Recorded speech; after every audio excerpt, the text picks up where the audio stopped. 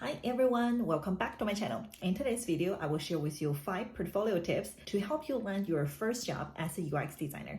Before I start, a quick reminder, I share everything about UX from portfolio reviews to design crits and career growth tips on my YouTube channel. If you're interested in this type of content, please feel free to hit the subscribe so you won't miss any of my future content.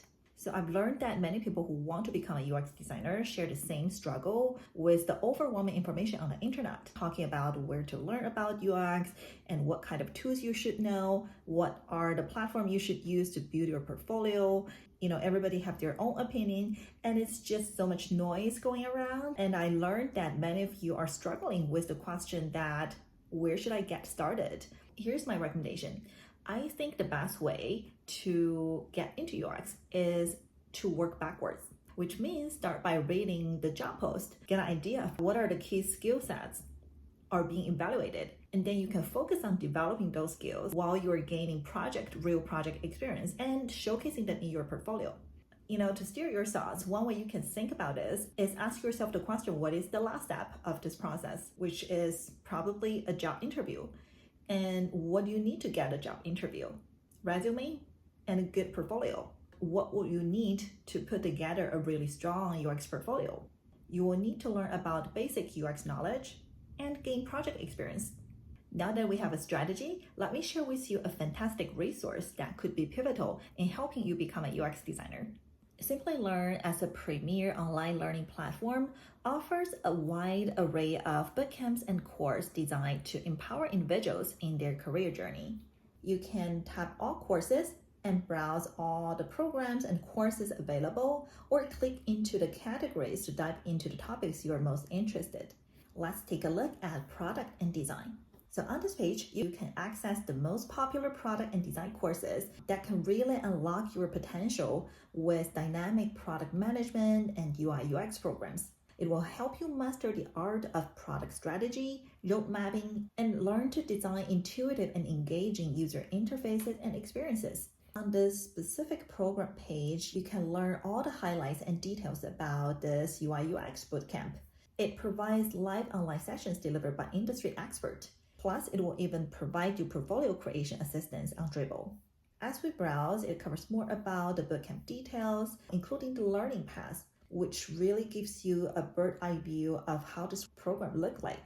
It will touch the UX UI factors influencing user experience, design principles, visual design, wireframing, prototyping, the interaction design, and design tools.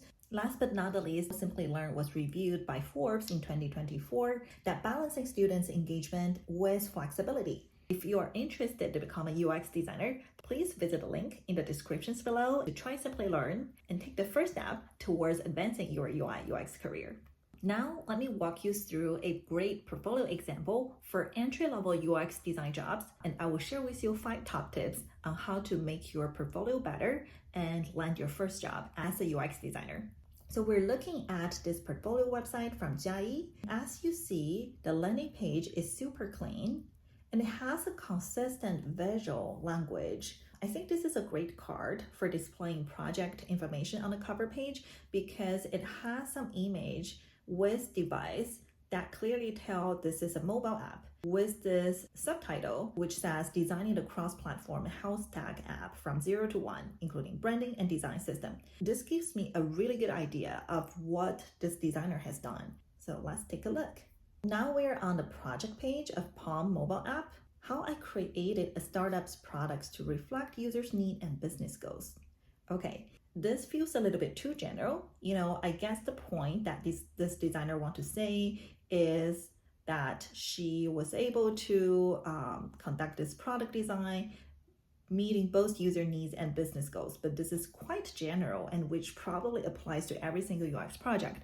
So what I think will make this line more valuable is to make it specific, like what you have in the headline and the cover page. And if you have any data, you can include the data to show and explain what is your impact. As we scroll, you will notice that there is an index on the left-hand side, which serves a really good overview of what this project page covers. Start with about and go into background. There is a section talking about the timeline of the project and then design goals and constraints. and then it goes into challenge. Cool. And learn 3 main challenges that they face and corresponding solutions has came up with. I love this section. There are so many portfolios that I have seen. It talks about what user interviews you've done, what are the challenge, but there is often like a disconnection between what is the problem and what is the solution. And I think this section did a really good job connecting what were the challenges that were identified with what are the potential solutions that is being proposed. Like number 1, geofencing alert to address the safety concern. Number 2, behavior tracking to address the communication barriers. And number 3, collaborative care to address coordination challenge. So I think this is presented really well with some icons, which really makes the information stand out and visually compelling. Now it has the persona section and design decision. And then it has a competitive analysis.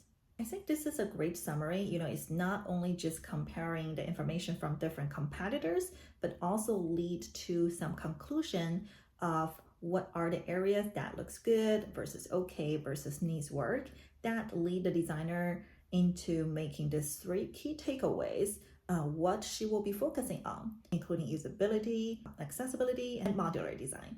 So I think, this is really a good way of storytelling. So it's not only showcasing what the work this designer has done, but also how has her work lead to the next step and help the team progress. Next section, ideation. I think this is a good piece of information to showcase that you have done sitemap or user flow. A little bit critique on the visual. It's a little bit hard to read. I like the color coding, but it's the text in there. Some of them are getting really small on my screen. The readability is a little bit questionable. I think there's some room to make the visual assets here even better. Next, major design decisions. Cool. I love that this designer is including a why box below each design decisions made, because this is really the key area as an interviewer or hiring manager I would be seeking for, to understand what is the thinking behind, like why you're making certain decisions. So here, for example, geofencing as homepage, why? And in this box, this designer has explained because safety is the primary concern for the primary user persona. That is why this feature is being prioritized.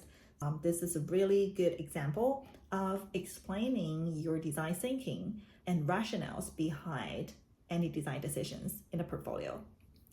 Design wireframes. Okay, this is another, I think, a good element to include, because wireframing is one of the key skill sets a UX designer should have. But the visual here is not very value adding. I would encourage you to make the hand sketch, use a Sharpie or a thicker pen to draw it so it's easier to look at when it's translated into a digital or scanned image on the screen. Or you can use some of the wireframing tools to make it easier to look at. Next, hi-fi prototype.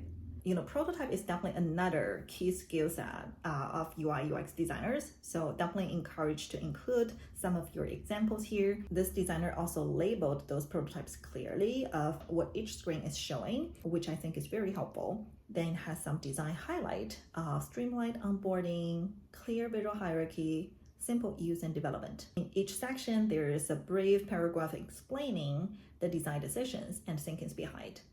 Then it has a section talking about design system, which is always value adding if you have the experience creating design system on your project. And impact. Yes, finally, impact. This designer includes some data. How has her design helped the product reduce development time and cost by 12%, shorten the steps during the onboarding experience, and making accessing weekly behavior tracking report easier. Those are really good examples of using data to communicate your impact. Next steps, some follow-up about app development and user testing, and a reflection at the end. So overall, this is a really good example of a UX portfolio for first-time job seekers. Why? There are 5 things I wanted to highlight. Number 1, visual matters. Throughout this case study, and also the homepage, the landing page we looked at, it has a very consistent look and feel. which has a very cohesive visual language. And this designer also used some illustrations, icons, and data visualizations to make this whole story more visually compelling. No matter you are a visual designer or not, visual plays a huge part in UX portfolio. There are many things you can learn from this example of how you can improve the visual storytelling in your portfolio.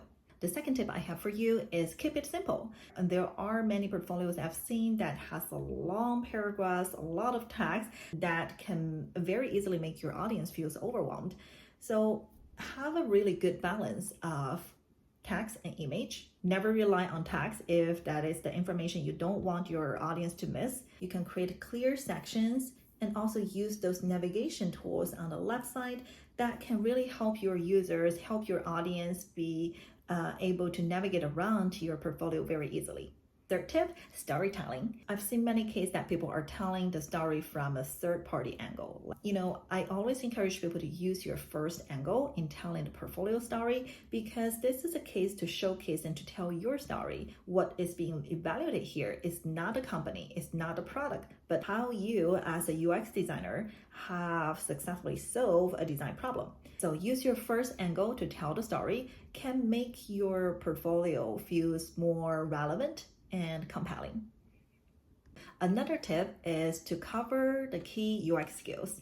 This is one thing I talked about at the beginning of this video, the strategy of working backwards. One of the first steps you should do to get into UX is to understand what are the key tools or skills that UX designers should know or will be using in their everyday job. How to translate that in your work. Of course, you can list it in your resume, but portfolio is a very visual way to showcase those skills. And back to this example, I think this designer did a really good job to showcase her key skills from creating high fidelity visuals to creating sitemap, user flows, wireframing, and high fidelity prototypes. Those are all hitting the keywords that you will probably see in 90% of the UX job post. So focus on developing those skills and showcase it in your portfolio with the right context. My last tip is to communicate your impact with data. As a UX designer, especially as you progress in your career, I think it becomes even more important to communicate your impact with data. So even for your first UX portfolio, I would encourage you to not only focus on your production, but have a clear mindset and set up the success matrix up front. Here, if the problem you want to solve is make the onboarding experience better for this app, it is critical to set up how would you want to measure that.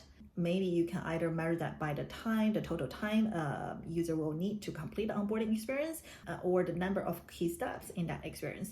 So having those mindsets early on in your project can help you have a clear vision of what is the foundational problem you want to solve and how you want to measure that. Also, I want to encourage you to actually think about showing the impact upfront in your project. Most of the portfolios that I see, especially from entry-level designers, the typical trend is to structure the case study in a chronological order from how I identified the problem, how I approached it, what steps that I took from research to competitive analysis, then to how I solved the problem, and the last is typically what was the result. It doesn't have to be like that. Imagine leading your portfolio with a strong headline, like how I increased engagement by 30% by redesigning this onboarding experience, or I was able to reduce the user onboarding time by 50% with a new feature. Here is how I did it. This approach could be very powerful as it positions you not just as a designer, but also a problem solver. So that is all I have for today. We talked about the strategy of how you can get started to become a UX designer by working backwards, and 5 tips on how you can get into UX with a really strong portfolio. If you have any thoughts or comment, please feel free to share with me. I would love to hear from you. I will see you next time. Bye.